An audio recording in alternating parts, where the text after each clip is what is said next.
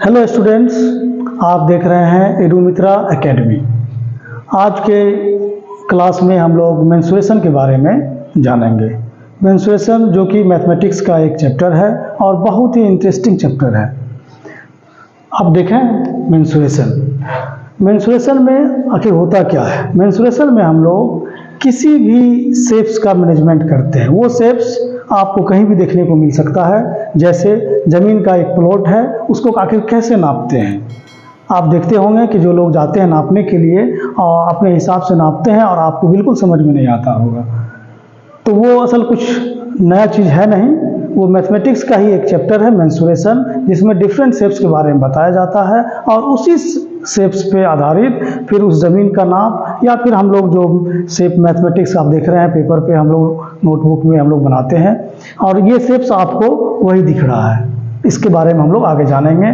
तो मेंसुरेशन है क्या। मेंसुरेशन बेसिकली जो है वो मेजरमेंट है, किसी भी चीज़ का मेजरमेंट। तो बेसिकली वो मेजरमेंट है।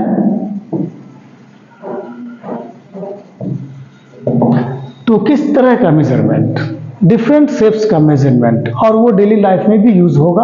अभी तो हम लोग मैथमेटिक्स में देखेंगे, फिर डेली लाइफ में भी वो यूज़ होगा। जैसे ये शेप जो आप देख रहे हैं, ये 4-5 शेप्स है, ये सभी शेप्स का हम लोग मेजरमेंट करेंगे। मेजरमेंट में दो चीज़ आता है, एक एरिया और पेरीमीटर, वो आगे देखेंगे। पहले तो हम लोग ये जान लें कि ये शेप जो है, इस शेप्स का क्या नाम है। तो ये फर्स्ट शेप ये जो है, इसको हम लोग स्क्वायर कहते हैं। ये दूसरा शेप जो है वो रेक्टेंगल है,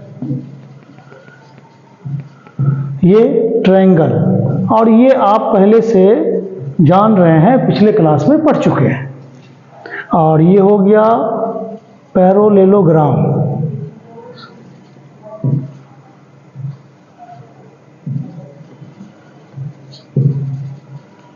और ये हो गया सर्किल। हालांकि और भी शेप्स है, आगे हम लोग देखेंगे। फिलहाल ये शेप्स हम लोगों को देखना है। तो स्क्वायर जो है, इसके बारे में हम लोग जानते हैं। आखिर इसका प्रॉपर्टीज क्या है, कैसे समझेंगे कि ये स्क्वायर है।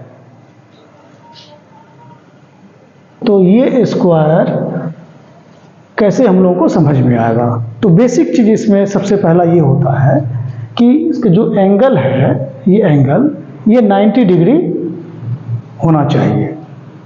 तो एक एंगल नहीं, सभी एंगल इसका 90 डिग्री होगा। और ये हम लोग जान लें कि किसी भी फिगर में अगर इस तरह का हम लोग लिख बना दें से, ऐसा हम लोग एक सिंबल दे दें, तो इसको 90 डिग्री ही समझा जाता है। तो ये जो स्क्वायर है आप देख रहे हैं, 1 2 3 4 90 डिग्री हो गया। तो 4 90 डिग्री मतलब चारों एंगल का जो एडिशन होगा वो 360 डिग्रीज होगा। और एक एंगल जो है, जैसे अगर इस एंगल का नाम हम लोग ए रखते हैं और इसका बी, इसका सी और इसका डी, नाम समझने के लिए नाम जरूरी है। अगर ए रखते हैं तो एंगल ए, ये जो एंगल ए है उसको हम लोग सिंबॉलिक ऐसा लिखते हैं। तो एंगल ए जो है वो 90 डिग्री के बराबर होता है। 90 डिग्री को हम लोग राइट एंगल भी कहते हैं।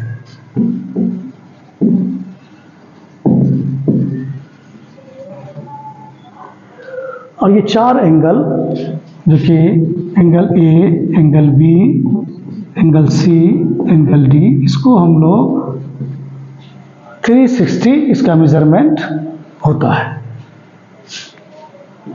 एक और प्रॉपर्टीज है कि सामने वाला जो साइड, और ये अब ये एंगल हो गया यहाँ से यहाँ तक, ये साइड हो गया, इसको साइड बोलते हैं, हिंदी में भुजा भी बोलते हैं। दूसरा साइड ये हो गया, और तीसरा साइड ये हो गया, और चौथा ये हो गया। मतलब स्क्वायर में 4 साइड होता है, ये भी आप समझ रहे हैं, 4 एंगल होता है। एक प्रॉपर्टी जिसका और है कि सामने का जो साइड है, फिर इसके सामने का ये साइड है, ये पैरेलल होता है। ये भी एक प्रॉपर्टीज है। तो अब आप देख रहे हैं कि स्क्वायर कैसे समझेंगे किसी शेप को। हम लोग इस तरह समझेंगे कि उसका एक एंगल 90 डिग्री होगा, या जिसको हम लोग राइट एंगल बोलते हैं। दूसरा, सामने वाला साइड जो है वो पैरेलल होगा, दोनों एक दूसरे के पैरेलल होगा। तो ये हो गया स्क्वायर। अब इसका मेजरमेंट कैसे करेंगे? मेजरमेंट में दो चीज़ है, जैसा कि बताए थे, एरिया और पेरीमीटर। तो सबसे पहले हम लोग एरिया देखते हैं। इस शेप का एरिया कैसे निकलेगा? मतलब कोई ज़मीन इस शेप का है तो उसका क्षेत्रफल कैसे निकलेगा? मतलब वो ज़मीन कितना है कैसे पता चलेगा? तो उसका एक फॉर्मूला होता है। तो स्क्वायर शेप का जब एरिया निकालेंगे तो उसका एक फॉर्मूला होता है। वो फॉर्मूला है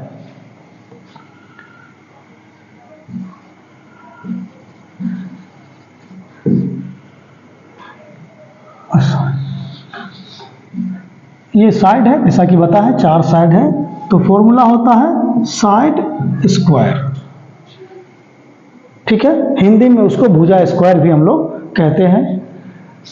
और इसका यूनिट जो भी होगा वो हम लोग लिखेंगे जब आगे एक सम जो है सोल्व करके हम लोग देखेंगे तो समझ में आ जाएगा। तो एरिया जो है साइड स्क्वायर, ये इसका फॉर्मूला होता है। दूसरा, पेरीमीटर।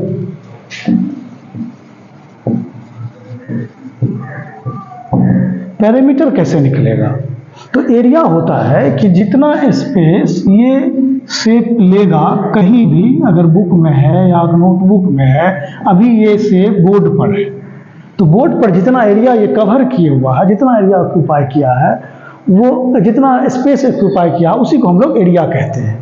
तो ये एरिया निकालने के लिए फॉर्मूला है साइड स्क्वायर। अब दूसरा है पेरीमीटर। पेरीमीटर क्या होता है? ये 4 साइड जो है, मान लिया यहाँ से स्टार्ट किए और यहाँ तक गए, फिर यहाँ से स्टार्ट करके यहाँ तक, फिर यहाँ से स्टार्ट कर यहाँ तक, फिर यहाँ से स्टार्ट कर यहाँ तक जहाँ पहले स्टार्ट किए थे। ये जितना अभी तय किए हैं ये हो गया पेरीमीटर। तो ये कैसे निकलेगा? तो इसका भी एक फॉर्मूला है। इसका फॉर्मूला है, बहुत इजी है। ये साइड है और कितना साइड है? 1 2 3 4। तो चारों साइड को जोड़ देंगे, मतलब 4 इंटू साइड, ये हो गया पेरीमीटर। तो हम लोग स्क्वायर के बारे में जाने और स्क्वायर का एरिया और पेरीमीटर कैसे निकलेगा वो भी हम लोग जान गए। अब इसका एक एग्जाम्पल लेकर के हम लोग समझते हैं। कोई सम ये है कि एक स्क्वायर है,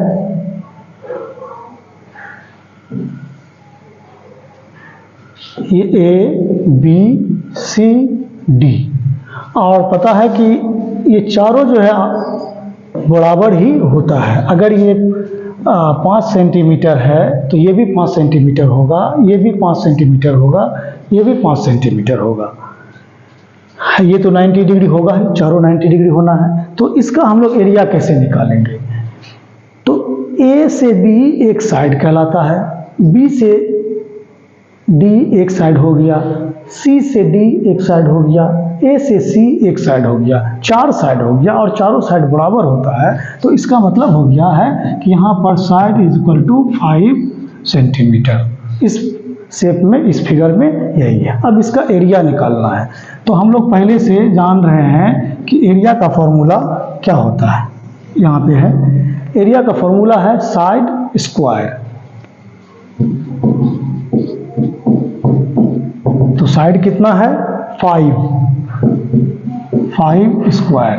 अब इसको सोल्व करेंगे तो 5 स्क्वायर का मतलब होता है 5 इंटू 5, दैट इज 25। तो 25, लेकिन इसका यूनिट लिखना होगा। अगर इसका यूनिट नहीं लिखते हैं तो फिर ये कैलकुलेशन जो है अधूरा माना जाएगा। तो यूनिट क्या है? सेंटीमीटर। तो ये हो गया सेंटीमीटर। लेकिन सेंटीमीटर एरिया का यूनिट नहीं होता है, एरिया का यूनिट होता है सेंटीमीटर स्क्वायर।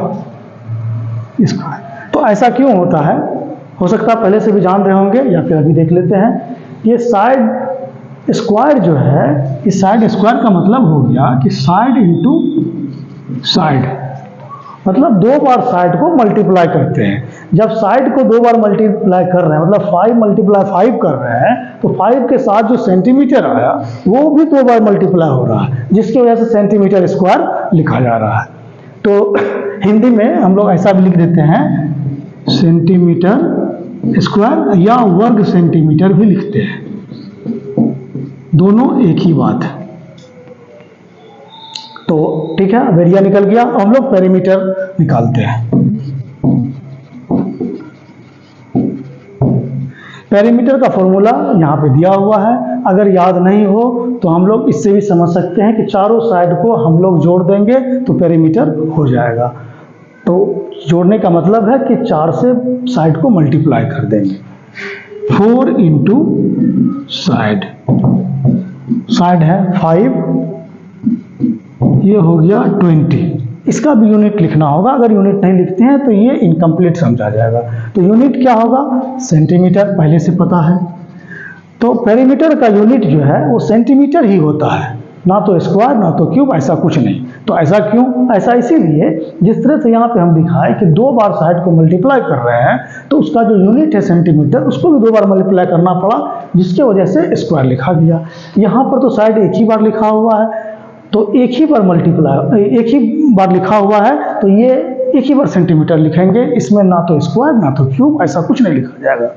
तो ये आपका हो गया एरिया और पेरीमीटर। जब कभी भी कहीं भी आप इस तरह का शेप देखें और उसका एरिया निकालना हो, वो किसी ज़मीन का टुकड़ा हो या कोई कैलकुलेशन हो या कोई मैथ आपके पास हो, तो आप इस फॉर्मूला से एरिया और पेरीमीटर आसानी से निकाल सकते हैं।